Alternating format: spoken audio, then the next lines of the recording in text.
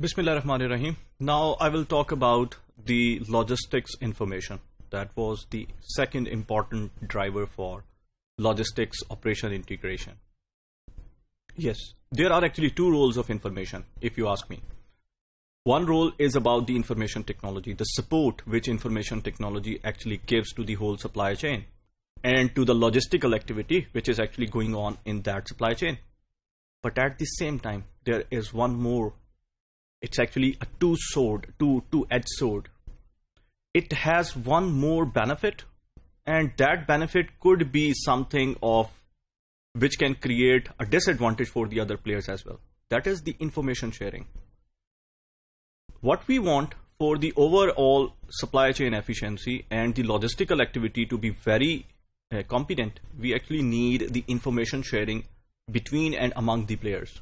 When we say information sharing, that means supplier would be sharing the information regarding the raw material or the supplies with the manufacturer. The manufacturer would be sharing the information with the retailer. Now, if you ask me, in today's dynamics, the world has changed so much that the power structure, you would say, would have actually shifted towards the retailers. So retailers are the one who have the market information. That market information is very important. And on the basis of that market information, the forecast is being done. So if retailer is not sharing that information with the manufacturer, it will create a problem. The information asymmetry, that is, the manufacturer is at the disadvantageous position because retailer is not telling the right amount of forecast in order to take some kind of advantage from the manufacturer. It will create supply chain inefficiency, and in turn, your logistical competency cannot be achieved in the overall supply chain. So information sharing does have a benefit, and it would be a detrimental to some player in your supply chain if it is not being shared. Here I will be discussing some important phenomena for information. That is, there are actually two important aspects: forecasting and order management, which are the two areas for logistics work, and that actually is dependent upon information. So when you say forecast, what forecast can do? Yes, it depends upon the product nature. There are different type of products. If you can recall, we actually discussed about two type of pricing policies. That was, yes, EDLP, the everyday low price, and high-low pricing mechanism. So if you ask me, for EDLP kind of products, which is actually the everyday low price or the price which is actually being maintained in the market on the basis of demand and supply, what is that?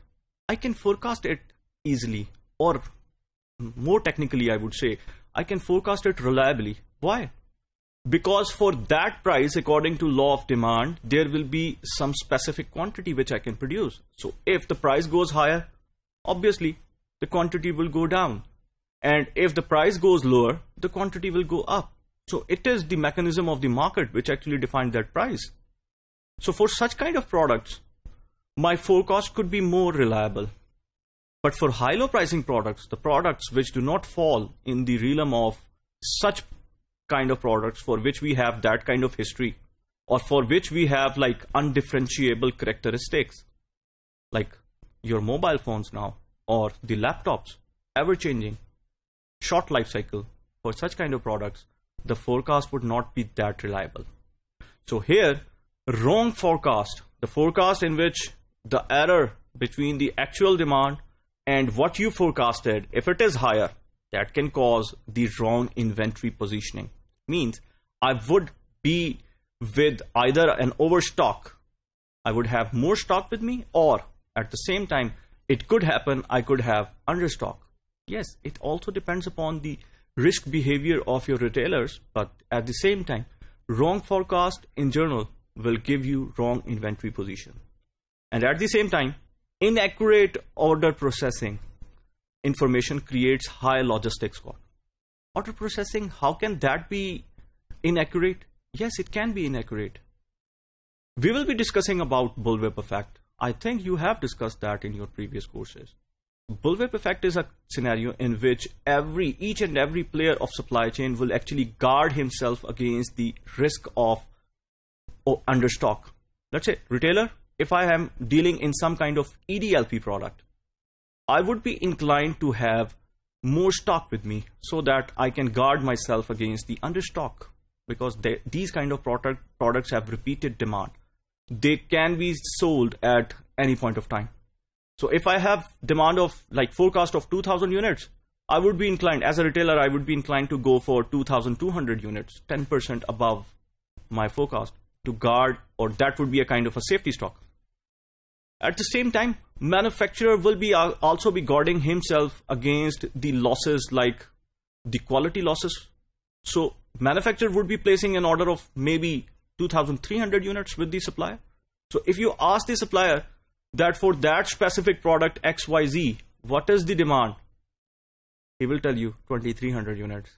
Actually, in market, it could occur at that point of time. Then for that product, the demand is only 2,000 or maybe 1,900. So your logistical cost would be increased because you have to actually transport maybe some increased items or expedite those items. It can happen. In general, order processing cost will actually give you more logistical cost.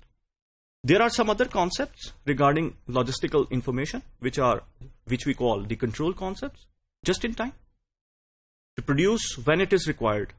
It is actually something which says you that you shouldn't have inventory with you. Why? Because inventory, if you ask me the definition of inventory, it is actually the mismatch of demand and supply. Yes, if your demand exceeds your supply, or your supply exceeds your demand, you would have inventory with you. And at the same time, the quick response and continuous replenishment, these are the techniques or the dynamics which have actually occurred in the inventory scenarios. Organizations are moving from make to stock scenario to something which is like make to order, or produce at that time, or respond to the customer at that point when the demand is there. Kind of a pull system. A pull system would be the one where customer demand would actually be driving the whole logistical activity in your supply chain. So, quick response or continuous replenishment, these things, or just in time, these things comes at a cost. You need to be effective, but at the same time, your cost would be higher. So, what you try to achieve, the basic goal would be to achieve maximum turnover while satisfying customer commitment. This is my theme. So that would be the trade-off, and you will be doing it. Thank you.